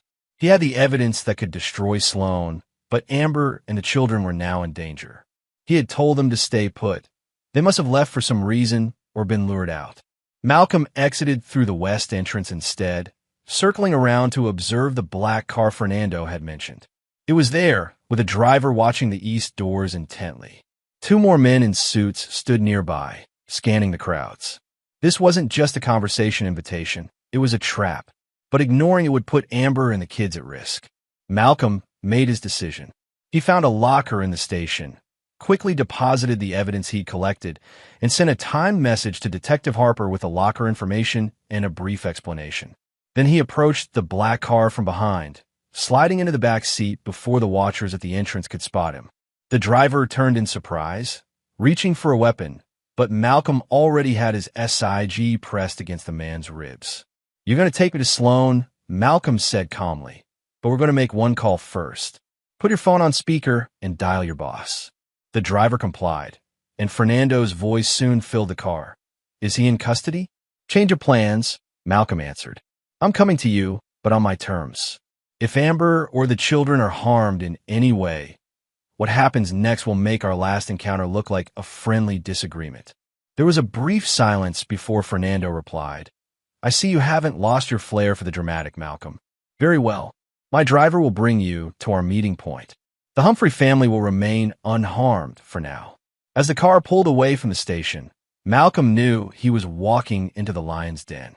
But this time, he wasn't the same man Fernando had outmaneuvered 5 years ago. This time, he was playing for keeps. Chapter 5, The Spider's Web. The car brought Malcolm to an upscale restaurant overlooking the city harbor, neutral ground for their meeting, but undoubtedly surrounded by Sloan's people. As Malcolm was escorted to a private dining room in the back, he counted at least 6 security personnel strategically positioned throughout the restaurant. Fernando Sloan sat alone at a table by the windows, a glass of red wine in front of him. He rose as Malcolm entered, offering a smile that never reached his eyes.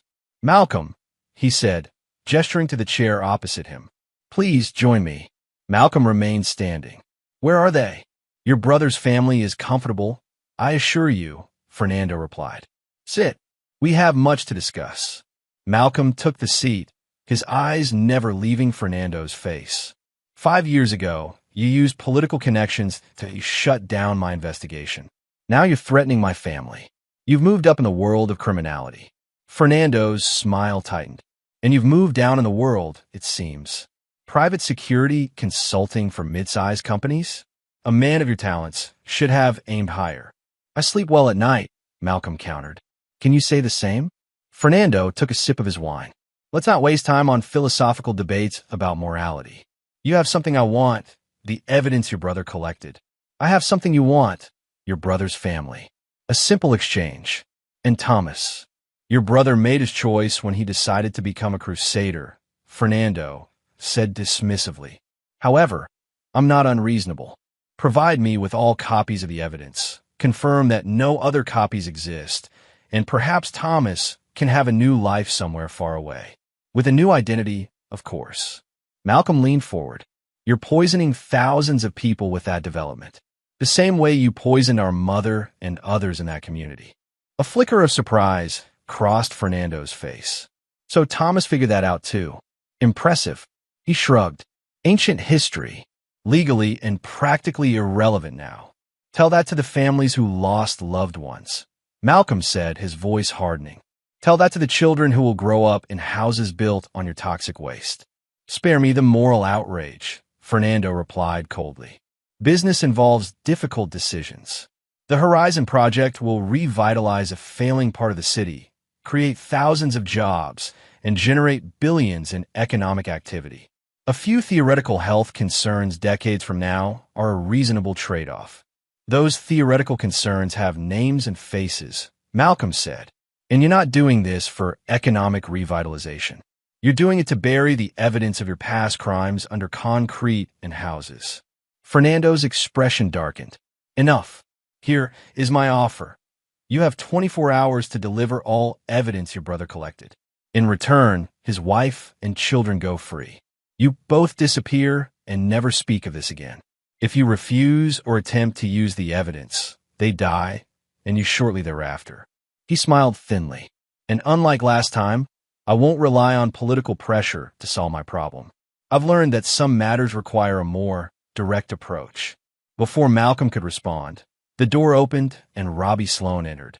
Sorry I'm late, she said, taking a seat beside her brother. Traffic was terrible. Ms. Sloan, Malcolm acknowledged coolly. I understand you personally threatened my brother. Robbie's perfectly composed face showed a flicker of annoyance. I made him a generous offer to consult on other projects instead.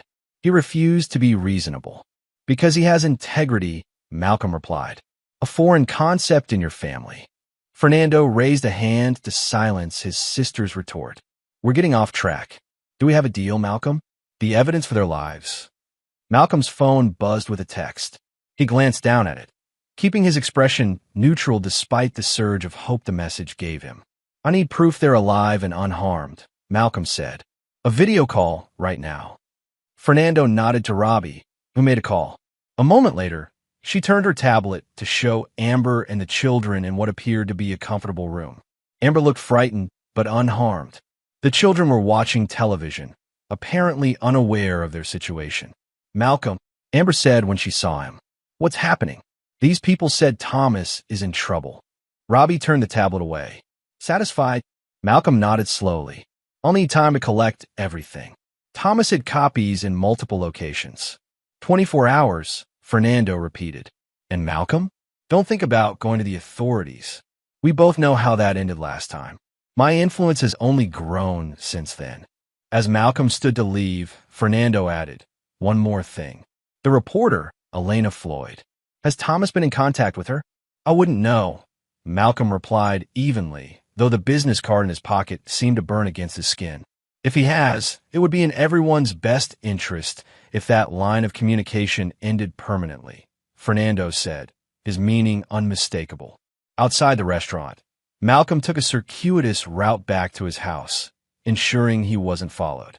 The text he had received during the meeting was from Detective Harper. Need to talk. Evidence suggests Thomas innocent. Fire was professional job. Call me. Malcolm called Harper from a secure line. I got your message about the station locker, Harper said without preamble. That's serious evidence. Why didn't you bring it to me directly? Because Fernando Sloan has my brother's family, Malcolm explained. And because I wasn't sure who in the department might be on his payroll. There was a pause. Fair concern. For what it's worth, I started looking into Thomas's case because things didn't add up from the beginning. The fire investigation shows signs of professional arson, not an amateur job. And security footage from another building shows Thomas leaving the office a full hour before the fire started. Can you protect them if I get them back? Malcolm asked. Officially? I can bring them in as witnesses. Unofficially? Sloan has connections high up. I can't guarantee their safety long-term without solid evidence tying him directly to crimes. I have that evidence, Malcolm assured him. But first I need to deal with the immediate threat to Amber and the kids. After ending the call, Malcolm reached out to his former colleague David Lee. I've been laying low, David explained when he answered. Sloan's people try to hack my systems, but they only got into my decoy files. The real data is secure. I need your help, Malcolm said. Sloan has Amber and the kids. I'm going to get them back, but I need eyes and ears inside his operation. You want me to hack Fernando Sloan's security systems? David sounded incredulous. That's suicide. Not hack them, Malcolm clarified. Just give me the blind spots. And I need to know where they're keeping hostages. David was silent for a moment. I've been tracking Thomas's case too, you know? He contacted me about the environmental data months ago. I've been helping him build the case.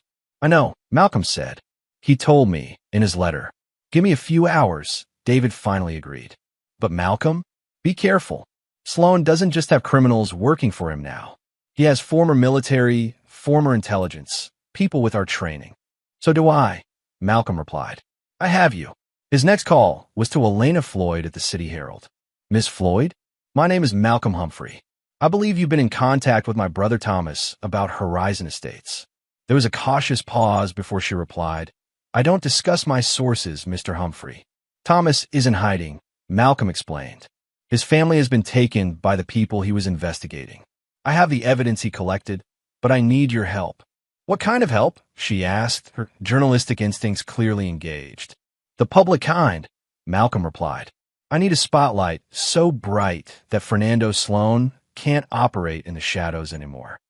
By evening, Malcolm had assembled the pieces of his countermove.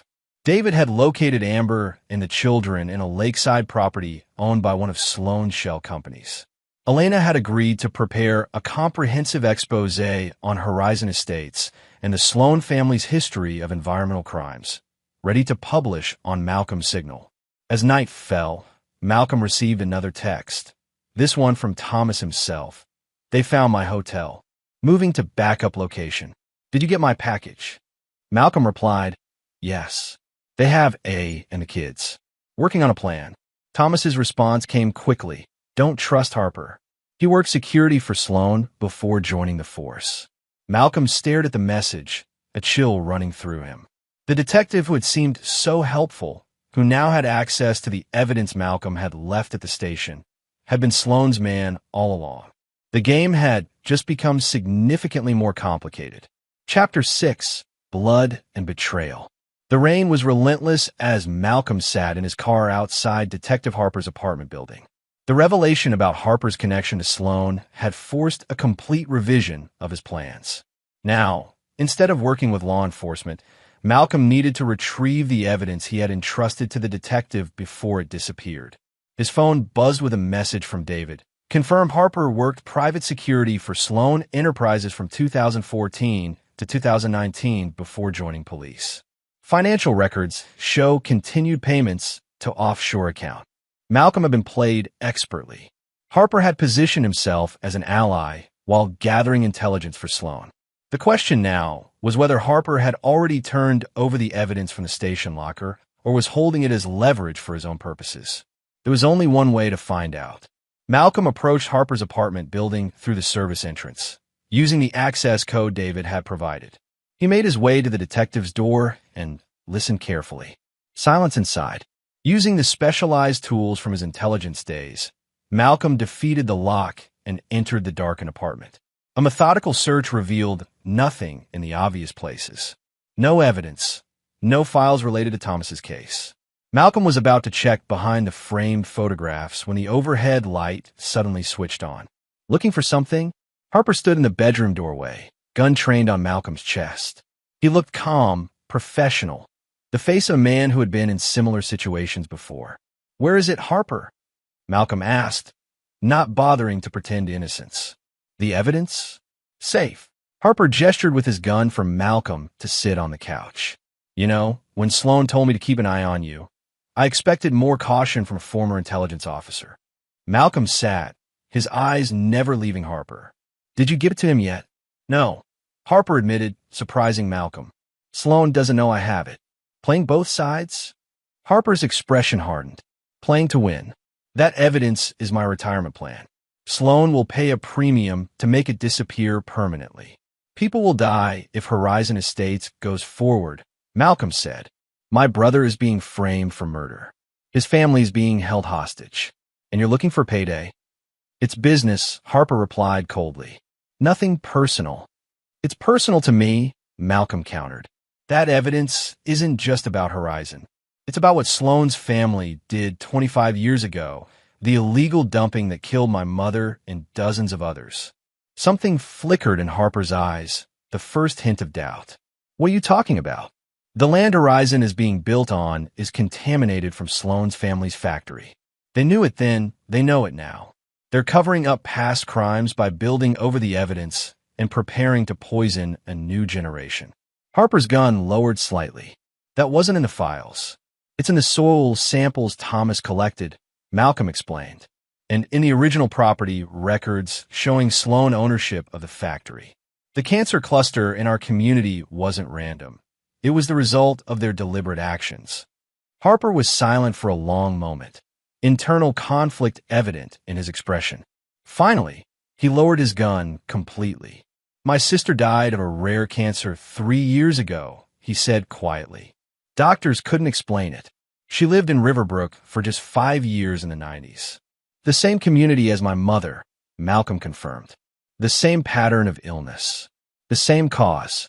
Harper holstered his weapon. The evidence is in a storage unit, not at the station. I took it as soon as I got your message. He wrote an address on a piece of paper. Unit 114. Code is 5591. Malcolm took the paper cautiously. Why the change of heart? I'm a dirty cop, not a mass murderer, Harper said bitterly. There are lines even I won't cross. As Malcolm turned to leave, Harper added, Sloan knows you contacted Elena Floyd. He's sending people to her apartment tonight. And Malcolm? He never intended to release your brother's family. Once he has the evidence, they become loose ends. Malcolm nodded grimly. I figured as much. That's why I have a different plan. Whatever it is, you're running out of time, Harper warned. Sloan's moving up the timeline on Horizon. Final approvals are happening tomorrow, not next week. Once the money transfers, it'll be too late to stop the project. After retrieving the evidence from Harper's storage unit, Malcolm made 2 urgent calls. The first was to Elena Floyd, warning her about the threat and arranging for her safety. The second was to David Lee. I need everything you have on the lakeside property where they're holding Amber and the kids, Malcolm said. Security systems, guard rotations, blind spots, everything. Already compiled, David replied. But Malcolm, it's heavily secured. At least 8 professional guards, top-tier security system. You can't go in alone. I won't be alone, Malcolm said, an idea forming. Harper's going to help us. The dirty cop? Are you insane? He has his own reasons now, Malcolm explained. And we need someone Sloan's people will trust. By midnight, the plan was set. Harper would enter the lakeside property under the pretense of delivering valuable information about Malcolm's movements. Once inside, he would create a diversion while Malcolm infiltrated through a blind spot in the security system that David had identified. Meanwhile, Elena would prepare the full expose on Horizon Estates and the Sloan family's history of environmental crimes, ready to publish at Malcolm's signal. Thomas, still in hiding, would meet them at a secure location afterward. As Malcolm prepared for the rescue operation, his phone rang. It was Fernando Sloan. Time's up. Malcolm, Fernando said without preamble. Where's my evidence? I'm still gathering it, Malcolm replied, stalling. Thomas hit it well. I need more time. You don't have more time, Fernando snapped. The Horizon closing happens tomorrow at noon. I want that evidence by 6 a.m., or your brother's family will suffer the consequences. I need proof they're still alive, Malcolm insisted. There was a pause, then sound of the phone being passed. Malcolm, Amber's voice came through, shaking but strong. Malcolm, they've been asking about Thomas, about evidence. I haven't told them anything, but the phone was taken away. 6 a.m., Fernando repeated. And Malcolm? I know Detective Harper contacted you. Whatever he told you, remember where his true loyalties lie. The call ended, leaving Malcolm with a new concern. Fernando suspected Harper's betrayal, which meant their plan was already compromised. Just as he was processing this, Malcolm's secure line rang. A call from Thomas. Malcolm, they found me, Thomas said urgently, the sound of movement in the background. Sloan's sister Robbie tracked my last call. I'm on a move, but they're close. Where are you? Malcolm asked, already heading for his car. The old boathouse at Crescent Lake, Thomas replied. Malcolm, if they get me, publish everything. Don't let them bury the truth again. Hold tight. I'm on my way, Malcolm promised. As he drove toward Crescent Lake, Malcolm called David. Change of plans. Thomas is compromised. I need you to move on the lakeside property now. Use Harper if you can, but don't count on him. Get Amber and the kids out. What about you? David asked. I'm getting Thomas. Then we end this, tonight. The rain had intensified by the time Malcolm reached Crescent Lake. The old boathouse stood dark and silent at the end of a wooden dock. Too silent. Malcolm approached cautiously, every sense alert for danger. Inside the boathouse, he found signs of a struggle, overturned furniture, a smear of blood on the floor. Thomas was gone. A soft vibration from his pocket. A text message from an unknown number. Final game. Your brother and his family for the evidence. Harborview Warehouse. 1 hour. Come alone or they all die. Attached was a photo showing Thomas, bloodied but alive, alongside Amber and the children, fear evident in their expressions. The trap was set, but this time, Malcolm would be the one springing it. Chapter 7. Calculated Risks. Harborview Warehouse stood abandoned at the edge of the industrial district, a hulking silhouette against the stormy night sky. Malcolm circled the perimeter in his car, noting multiple vehicles parked discreetly in the shadows. Sloan's security force, positioned for an ambush. This was where everything would end, one way or another. Malcolm called David from a secure line. Are you in position? Yes, David confirmed. Elena's ready too. The story is prepared with all the evidence. One text from you, and it goes live on the Herald's website and to every major news outlet in the country. And the other arrangement? In place, David assured him. Everything's ready. Malcolm ended the call and checked his equipment one last time. The thumb drive containing Thomas's evidence was secure in his pocket, or rather, a copy of it was. The originals were safe with Elena, and additional copies had been distributed to trusted contacts with instructions to release them if Malcolm didn't check in by morning. He sent a text to the number that had contacted him. I'm here. Where's my family? The response came quickly. Loading dock. East entrance. Come unarmed or they die. Malcolm left his gun in the car, visibly, where it would be seen if they checked. But he wasn't going in truly unarmed. Years of intelligence work had taught him that weapons took many forms. The warehouse's east entrance was partially illuminated by a single floodlight. Malcolm approached slowly, hands visible. The massive loading dock door rattled upward as he neared, revealing Fernando Sloan standing confidently with Julio Holloway and 2 armed guards flanking him. That's far enough, Fernando called out. Where's the evidence?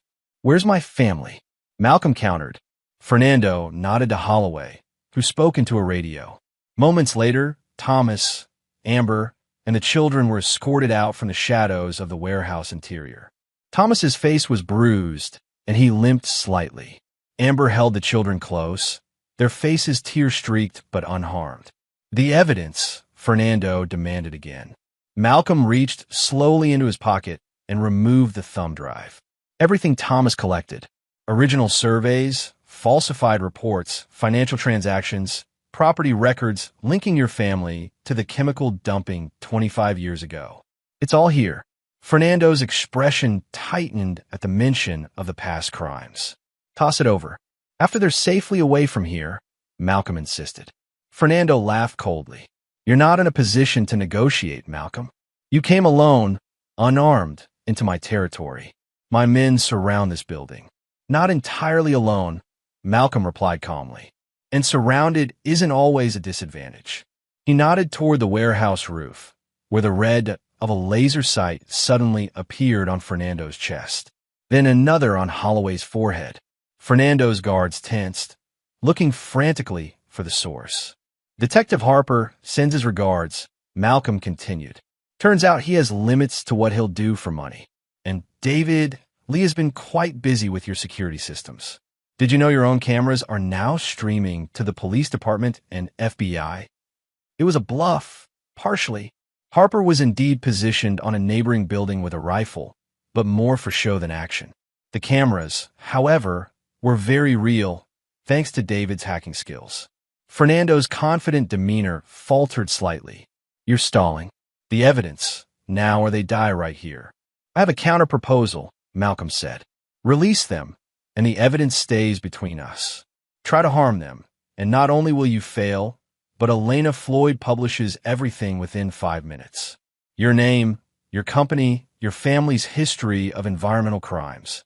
All of it becomes front-page news nationwide. The reporter, Fernando, snarled. I should have dealt with her immediately. Too late now, Malcolm replied. She's in a secure location with federal agents, ready to go public. One text from me is all it takes. Fernando studied Malcolm carefully, weighing his options. Finally, he gave a slight nod to Holloway, who reluctantly signaled the guards to step back from Thomas and his family. Go to the car parked on the north side, Malcolm told them quietly. David is waiting. Thomas met his brother's eyes with a mixture of gratitude and concern. Malcolm, go, Malcolm insisted. I'll be right behind you.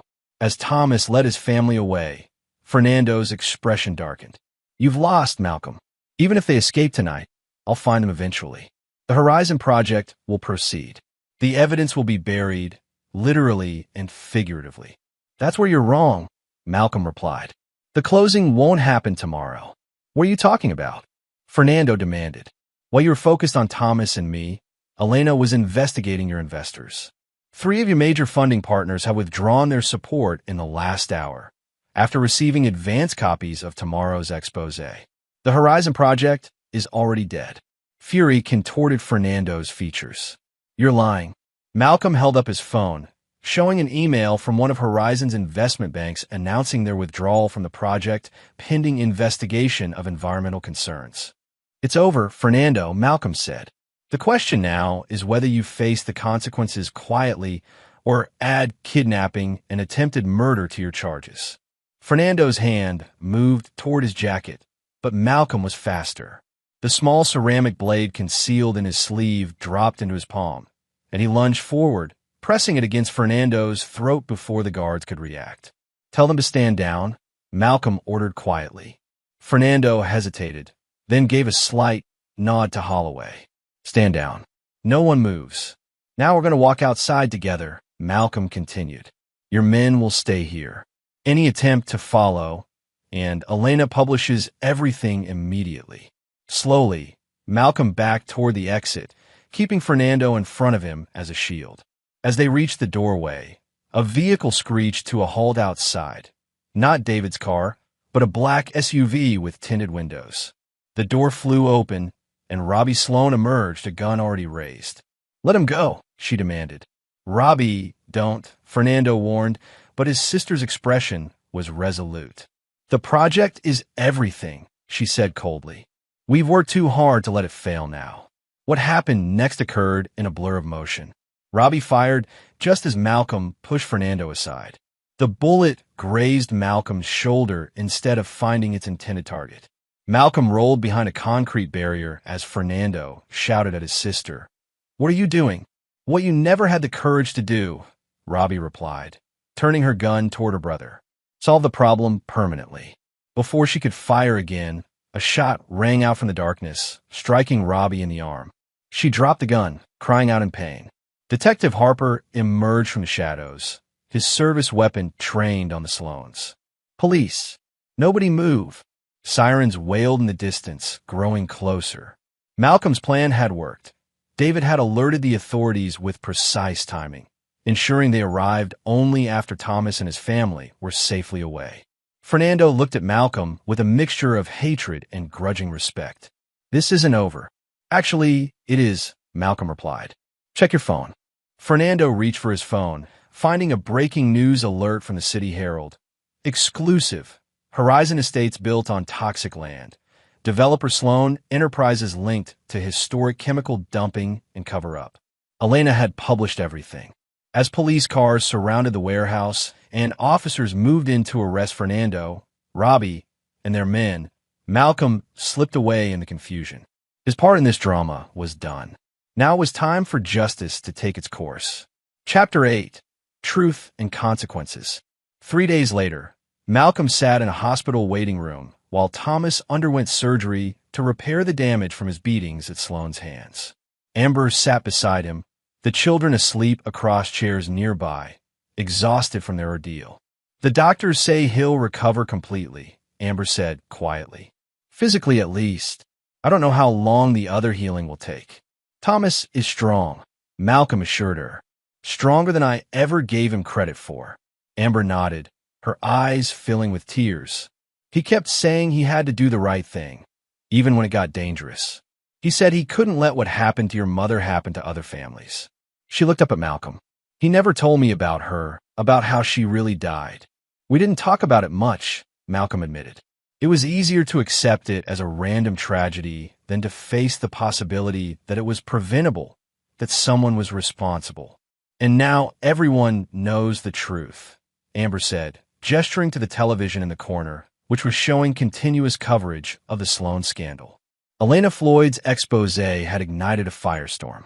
Fernando and Robbie Sloan had been arrested on multiple charges, including attempted murder, kidnapping, obstruction of justice, and environmental crimes. The Horizon Estates project had been permanently halted, and investigations had been opened into other Sloan Enterprises developments.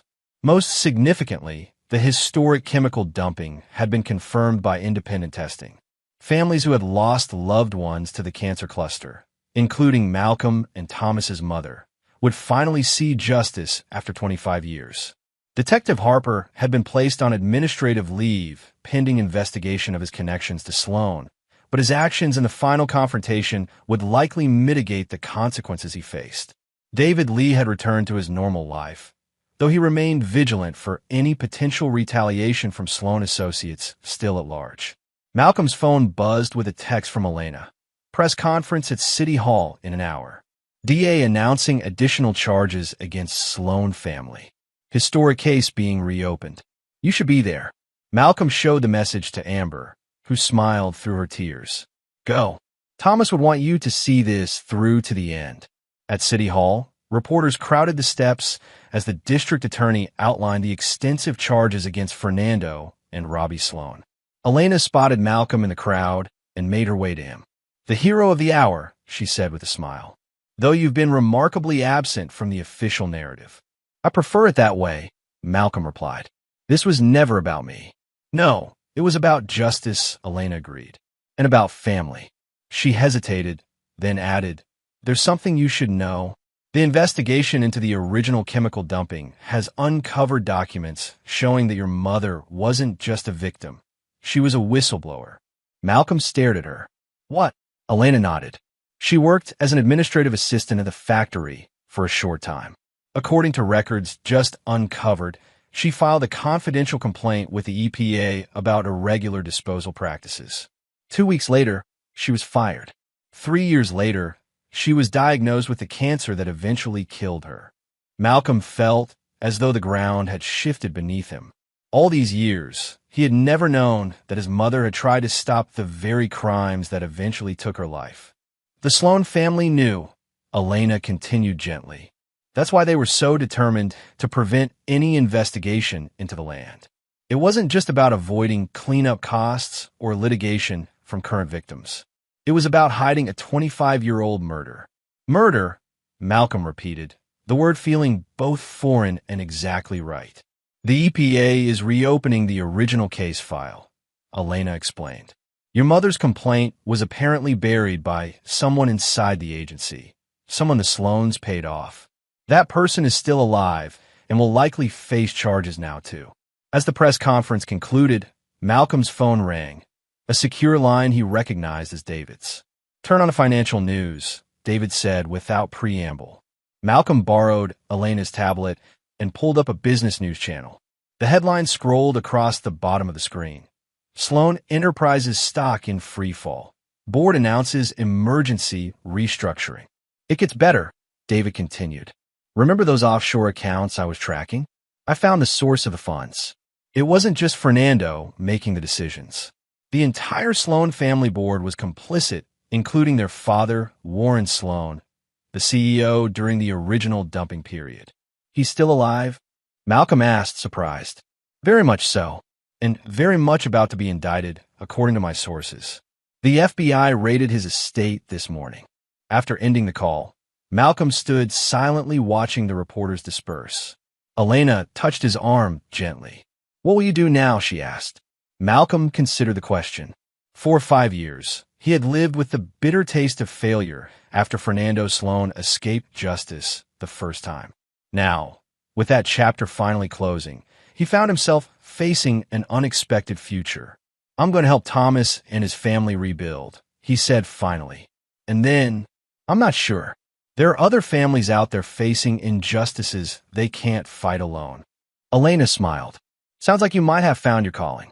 As Malcolm left City Hall, he felt a weight lifting that he hadn't even realized he'd been carrying. His mother had fought for the truth in her own way. Thomas had continued that fight at great personal risk. Now, finally, the truth had won out. Justice had been delayed, but not denied. Chapter 9, New Beginnings. 6 months later, Malcolm stood with Thomas and his family in a courthouse hallway, waiting for the sentencing hearing to begin. Fernando and Robbie Sloan had been convicted on all counts after a trial that had captivated the nation. Today would determine how long they would spend behind bars. Thomas looked remarkably recovered, though a faint scar above his right eyebrow served as a permanent reminder of his ordeal. Amber stood beside him, holding his hand tightly. "Nervous?" Malcolm asked his brother. Thomas shook his head. "Not anymore. Whatever the sentence, we've already won the important battle." The important battle had indeed been won. The environmental cleanup of the contaminated land had begun, funded by the seizure of Sloan Enterprises assets.